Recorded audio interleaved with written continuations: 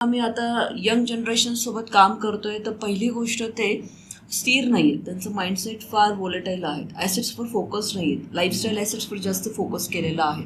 आज त्यांच्याकडे 3-3, 4-4 कोटींची घरं आहेत, बट 4 कोटी रिटायरमेंटचा विचारही नाही आहे.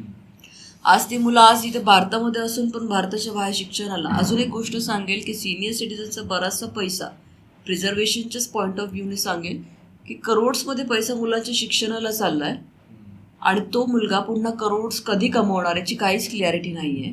रादर हेच करोड्स जर त्या सिनियर सिटीजननी प्रॉपर मॅनेज केली असते, मल्टिप्लाय केली असते, तर त्या मुलाचा हा बिझनेस झाला असता. माझी 10 कोटीची संपत्ती क्रिएट झाली असते. तर माझं म्हणणं हे नाही की शिक्षणाला तुम्ही खर्च करू नका, तुम्ही प्लॅन करून खर्च करा. आत्ता ब्लाइंडली खर्च होत जाईल आणि ब्लाइंडली खर्च होत आहेत त्याच्यामुळे काय होते की हा पण पैसा प्रिझर्व नाही होते ना.